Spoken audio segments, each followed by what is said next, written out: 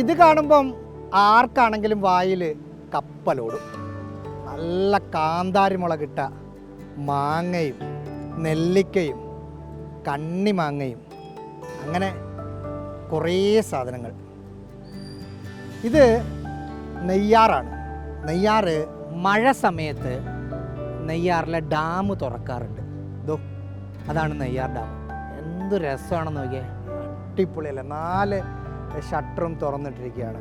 ഇവിടെ ഒരു 3-4 ചേച്ചിമാരുടെ ചെറിയ കടകളുണ്ട്, കണ്ടോ. അപ്പോൾ അവിടെ കണ്ടതുപോലെ മറ്റൊരു കട. ഈ കടയുടെ ഒരു വ്യൂ തന്നെ നോക്കിയാൽ കാണാം. നോക്കിയേ, കട ഇവിടെ നല്ല നെല്ലിക്കൊക്കെ ഇട്ടിരിക്കുകയാണ്. ഇവിടെ നിന്ന് കഴിച്ച് മഴയൊന്നും ഇല്ലെങ്കിൽ അങ്ങ് പോവാം. മഴയുണ്ടെങ്കിൽ മഴ നന്നായിട്ടുണ്ട്, നന്നായിട്ട് മഴയുണ്ട്. നിങ്ങളൊക്കെ ഇവിടെ തന്നെയുള്ള പരിസരത്തുള്ളവരാണ്. സ്ഥിരമായി ഇവിടെ കടയുണ്ട്? സ്ഥിരമായിട്ടുള്ളവരാണ്.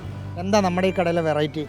വെറൈറ്റി എന്ന് പറയുമ്പോൾ മാങ്ങ അരിഞ്ഞ് മുളകിട്ട് കൊടുക്കും, പൈനാപ്പിൾ അരിഞ്ഞ് മുളകിട്ട് കൊടുക്കും, മുളക് ഉപ്പിട്ട് കൊടുക്കും. പിന്നെ ഉപ്പിലിട്ട നെല്ലിക്ക മുഴുവനെ മാങ്ങ ഉപ്പിലിട്ടത് എല്ലാം ഉണ്ട്.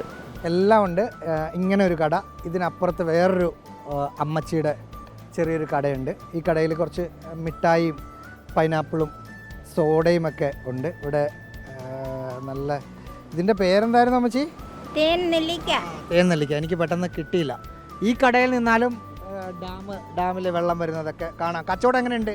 നല്ല കച്ചവടം, അടിപൊളി കച്ചവടം. അടിപൊളി കച്ചവടം. സന്തോഷം. ഏത് സമയത്ത് ഇവിടെ കച്ചവടം കൂടുതൽ? എല്ലാ സമയത്തും കച്ചവടം ഉണ്ട്. പിന്നെ ആഘോഷങ്ങളെല്ലാം ഓണ സമയത്തിന്, അല്ലാത്തപ്പോൾ എല്ലാ ദിവസവും ഇവിടെ കച്ചവടങ്ങൾ എല്ലാ ആൾക്കാരും വന്നുകൊണ്ടിരിക്കും. ഡാം തുറന്നപ്പോൾ കാണാൻ കുറേ പേര് വന്നു. കുറെ പേര് വന്നു. ഒത്തിരി പേരുണ്ട്. ഒത്തിരി പേര് വന്നു. ഇത് ചാമ്പയ്ക്ക ഉണ്ടല്ലോ. ചാമ്പയ്ക്ക, നെല്ലിക്ക, കാരയ്ക്ക, നെല്ലിക്ക എല്ലാം ഉണ്ട് ഇവിടെ. ഉപ്പിട്ടതാണോ? പൊടിയിടുന്നത്. പൊടിയിട്ട് തരാമോ കുറച്ച്? ഉപ്പ് മിക്സ് ചെയ്ത് വെച്ചിട്ടുണ്ട്.